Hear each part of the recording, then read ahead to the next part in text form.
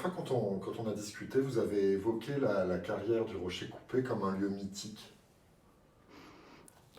Oui, tout à fait.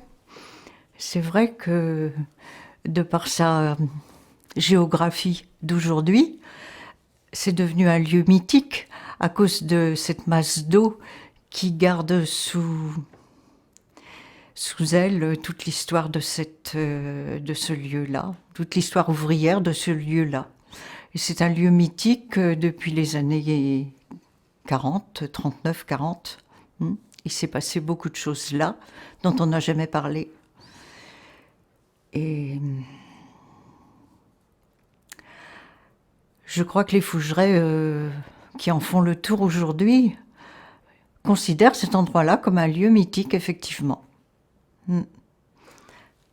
Alors, pour vous, c'est aussi euh, le lieu de votre enfance. Oui, Et donc, moi, je me dis, est-ce que tous les lieux d'enfance ne sont pas un peu mythiques finalement? certainement que si. Hmm. Oui, je pense que si, enfin je suppose. Ce sont des lieux qui nous façonnent quand on a entre 0 et 10 ans. Et voilà, comme je ne sais pas trop comment vous expliquer ça, mais moi, c'est vrai que cet endroit-là, ça a construit mon enfance et mon adolescence et sans doute a eu beaucoup de répercussions sur ma vie d'adulte aussi. Euh, alors, je voudrais qu'on parle un peu de la pierre. Donc, ce matériau à la fois dur Hmm, et en même temps noble.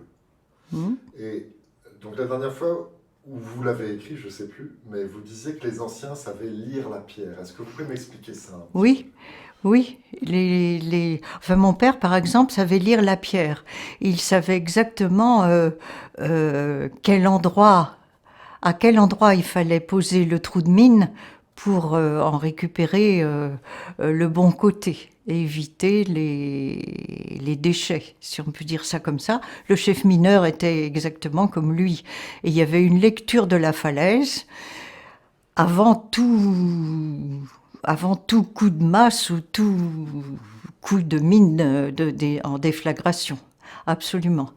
Et donc, pour eux, c'était vraiment un matériau qui avait sa vie, une vie qui venait de loin, de très loin dans le temps passé, mais qui avait une vie et qui racontait son histoire. Hmm.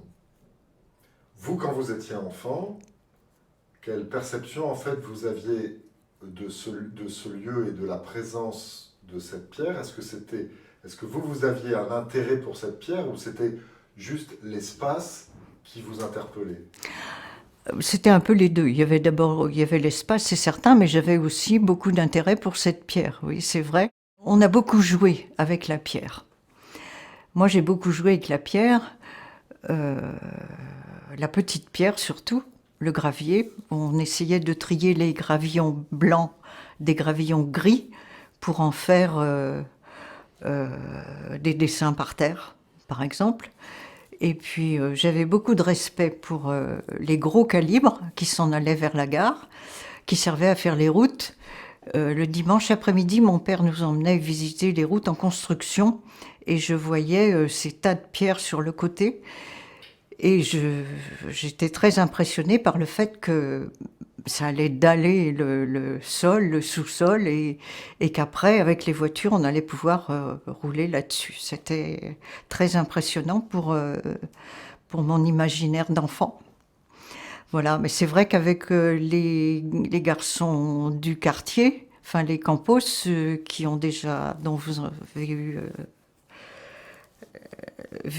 Julien la dernière fois, euh, on a beaucoup joué dans les tas de cailloux. Les glissades, les parties de cache-cache. La pierre avait aussi un intérêt jouissif, je vais dire.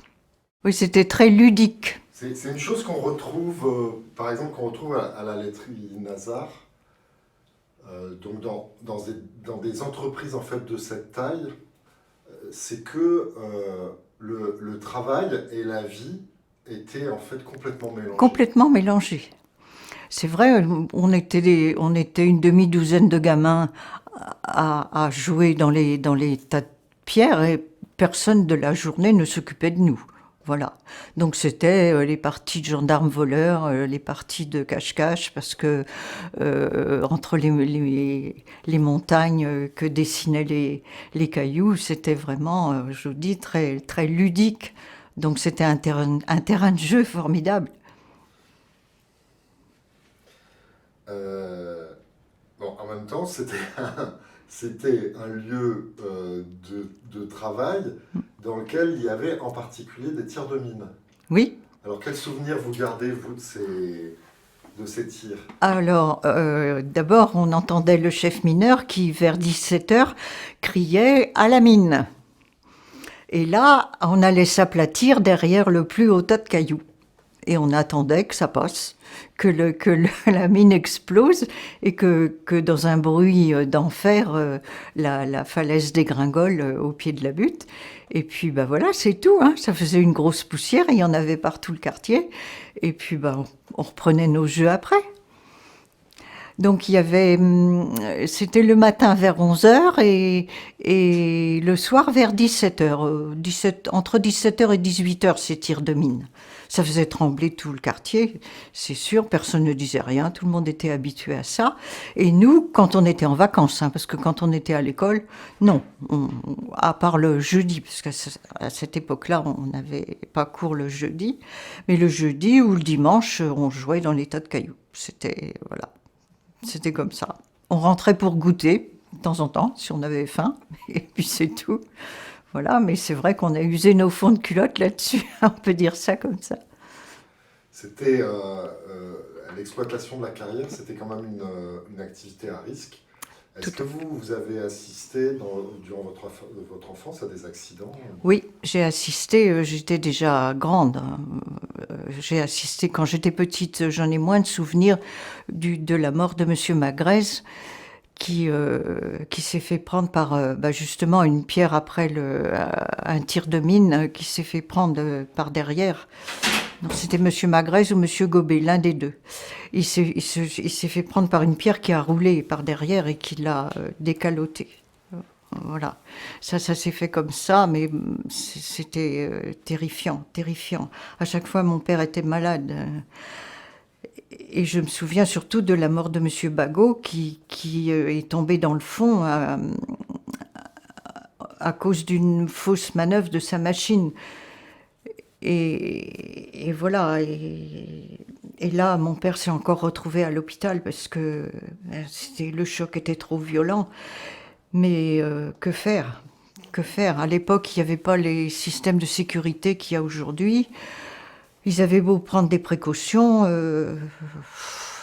il y avait toujours des risques quand même. Et puis le matériel n'était pas toujours facile à manipuler. Donc voilà, il fallait faire très très attention. Et donc ce jour-là, Monsieur Bagot peut-être n'a pas fait assez attention ou savait d'arriver comme ça et il est tombé au fond. Et voilà, et donc la famille Bagot, ça a été terrible évidemment. Et donc je me souviens, parce qu'ils habitaient dans le haut de la rue de Rillet. Et c'est toujours douloureux quand j'en parle parce que c'est une famille qui a été déchirée évidemment. Et qui, à chaque fois qu'elle me croisait, me lançait des regards furieux, comme si j'y avais été pour quelque chose, parce que j'étais la fille du directeur, forcément. Et donc, je portais aussi cette responsabilité-là. Je n'y ai rien pu. J'aurais voulu leur parler, leur expliquer que je compatissais à leur chagrin, à leur peine, mais c'était impossible. La distance était trop grande entre nous. Enfin, pour eux, parce que moi, je serais allée volontiers vers eux. Ça, c'était très dur, très très dur, très dur. Et donc, il y avait forcément enquête de police et tout et tout. Mais on n'était pas au jour d'aujourd'hui. Ça, c'était avant les années 60, 69, c'était donc dans les années 60, au début des années 60. Et bon, aujourd'hui, ce serait, je ne sais pas comment ce serait, mon père serait en garde à vue, c'est sûr. Et moi avec, peut-être bien. Et c'est vrai que c'était un métier très, très, très, très violent. Il y avait beaucoup de violence dans les conditions de travail. Pas dans les rapports humains. Les rapports humains étaient très chaleureux, très, très importants. Papa veillait toujours au confort des ouvriers, à leur bien-être. Mais bon, il y a toujours un moment où peut-être la vigilance manque, ou je ne sais pas comment dire ça. Enfin, les accidents, c'était comme ça. Sur le chantier. Par contre, dans les transports, j'en ai pas le souvenir. Peut-être des accrochages avec les camions, mais sans blessure humaine. Tandis que là, il y avait forcément... voilà, c'est la mort de Monsieur Bagot dont je me souviens le plus, parce que j'étais plus âgée. Et j'ai vu mon père tellement... On a cru d'ailleurs qu'il allait mourir aussi ce jour-là. Mais bon. Il a été hospitalisé, il a fait un malaise cardiovasculaire et puis il s'en est remis quand même, mais forcément un peu détruit quelque part. Et c'est pour ça qu'il a cessé son travail en 1969, donc à 60 ans, avant la date réglementaire de sa retraite. Parce que je crois qu'il n'en pouvait plus de trop de responsabilités. Pour lui, c'était très dur. Qu'est-ce que vous pouvez nous dire des usages en fait qui étaient faits de cette pierre-là? Où est-ce qu'elle allait cette pierre? À quoi elle servait? Elle allait surtout sur les lignes de chemin de fer. Il y avait des gros, comment dire, des gros transports de pierre de 4 ou pierre à 4 ou pierre à 7 vers la gare de Fougères, et elle servait de ballast pour les voies ferrées. Et aussi, ensuite, le deuxième marché, c'était les routes, l'empierrement des routes. Donc il y a eu beaucoup de routes de fait, d'abord après la guerre, puisque beaucoup de choses avaient été détruites. Donc il fallait beaucoup de pierres pour les routes. Donc le chemin de fer, les routes et le bâtiment. Donc voilà, pour le bâtiment, pour le sable, pour les maçons, et les gravillons pour le béton, la mignonnette qui était encore plus fine que les gravillons pour travailler le béton. Ça veut dire que dans certaines maisons, certains édifices de la ville de Fougères, on retrouve cette pierre, même si Oui, on retrouve cette pierre, absolument. On retrouve cette pierre. Alors, bon, c'est un exercice, je ne sais pas si vous allez pouvoir répondre à ma question, mais est-ce que vous pouvez nous raconter une journée ordinaire de votre enfance? Voilà, un jour de semaine. Comment se déroulait votre journée? Oui, vous voulez un jour scolaire ou un jour scolaire? Oui, voilà, c'est ça. Donc mon père était toujours debout très tôt, voilà. Dès 6 heures du matin, il était prêt à partir au chantier, qu'il fasse jour ou qu'il fasse nuit. Et puis nous les filles, on attendait que maman nous sorte du lit. Donc voilà, on montait la rue Pintry pour aller à l'école Saint-Joseph, qui se trouve rue Le Sueur, de l'autre côté de la rue Nationale. Voilà, on allait chez les religieuses, parce que c'était soi-disant mieux. Voilà. Et puis on rentrait on allait à pied, hein. On faisait tout à pied, on n'avait pas besoin de courir le dimanche matin, parce qu'on marchait beaucoup dans la journée. On allait à pied par la rue Pintry, donc le matin à 8h15, et on redescendait le midi, déjeuner à la maison, et on repartait à 1h10 par là, en même temps que les ouvriers qui allaient à la chaussure. Ça faisait des foules, parce que tout le monde marchait à pied. On montait soit la Pintry, soit le boulevard de Rennes, là. Et donc, tous ensemble, on n'avait pas besoin d'être accompagnés à l'école, parce que Il y avait toujours quelqu'un du quartier qui partait à l'usine en même temps que nous. Donc voilà, on allait à l'école comme ça. Puis on revenait le soir, soit à 4h30, après 4h30, soit vers 18h, après l'étude, si on voulait rester à l'étude. On restait quelquefois à l'étude. Voilà, pendant ce temps-là, papa travaillait sur le chantier, maman restait à la maison. Elle s'occupait de nous et puis du travail de la maison. Et papa, sur son chantier, rentrait aussi sur l'heure de midi pour déjeuner.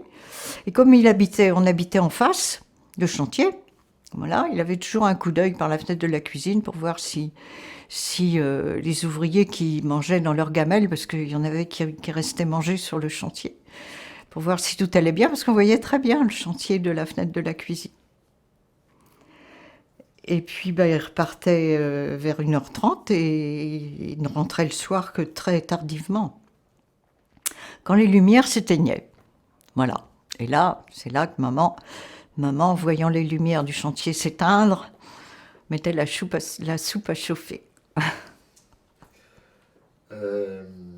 Donc, dans cette journée, quels étaient vos repères temporels? Comment est-ce que vous saviez l'heure qu'il était? Et par les sirènes.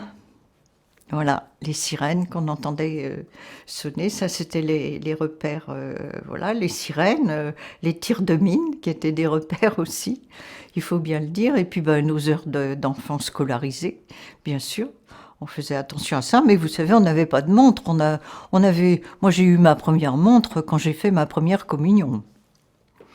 Donc, c'est tout, hein. On avait des repères temporels par rapport à ce qui se passait dans la rue, en fait. C'était ça. Par rapport aux autres, par rapport aux allers et retours des ouvriers en chaussures qui allaient et venaient à pied aussi vers leur usine. Toujours à pied. Finalement, c'était un monde qui était quand même beaucoup plus tourné vers l'extérieur et beaucoup plus attentif en fait à la vie qui s'écoulait alentour. Oui, c'est ça. Et puis attentifs les uns aux autres. Certains allaient par 2 ou par 3, d'autres tout seuls. Parmi nous, les enfants, parmi tous ces gens-là, et que l'on connaissait d'ailleurs. Le plus souvent, c'était des voisins, des voisines. Donc, il n'y avait pas de... Enfin, c'était tout simple. Chacun faisait attention à l'autre. Est-ce que la vie vous semble enfin la vie que vous viviez à cette époque-là, vous semble plus tranquille qu'aujourd'hui? Oui, elle me semble plus tranquille, oui. On était tranquille, oui.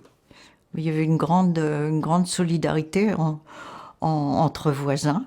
Nous, on habitait l'immeuble du 64 bis, boulevard de Rennes, juste en face le château, juste en face l'école. Et dans ce petit immeuble, c'était une véritable communauté. Donc, d'abord, il n'y avait pas la télé, alors comme ça, on ne regardait rien. Il y avait la radio, par contre, on écoutait les informations, c'est sûr.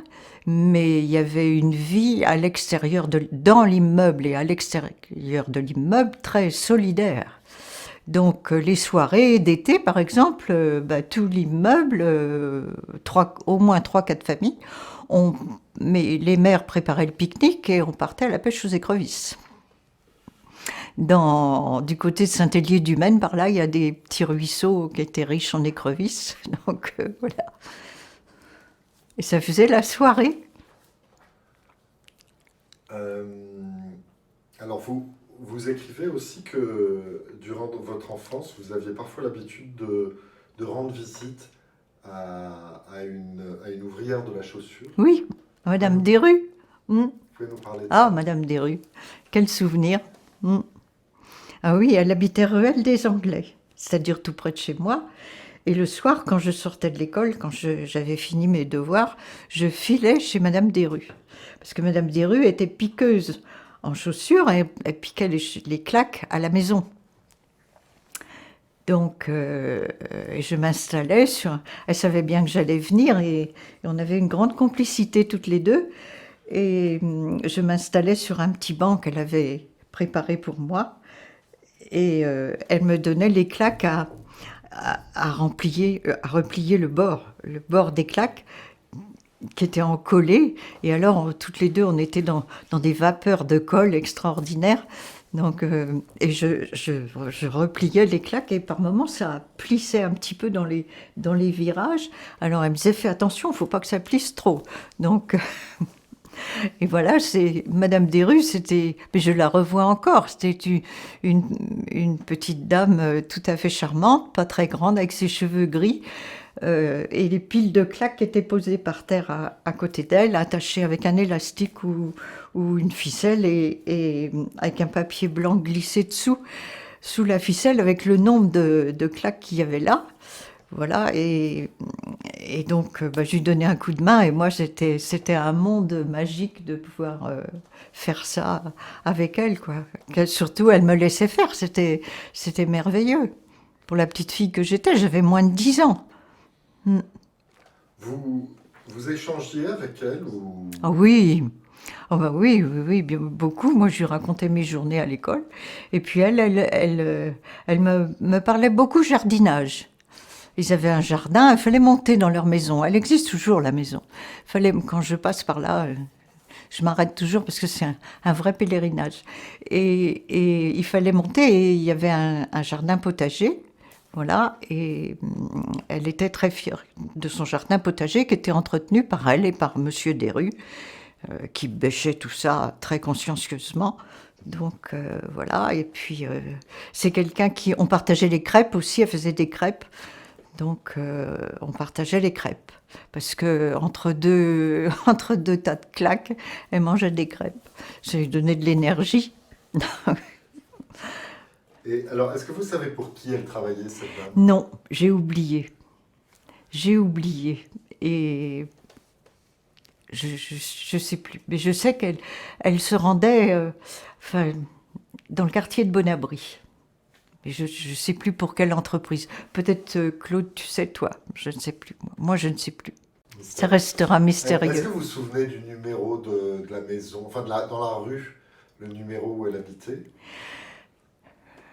Je me demande si c'était pas le 4. Faut que Ouais, que vous alliez... oui, mais il faudrait que j'aille avec vous pour en être sûr. D'accord, bon, on fera ça alors.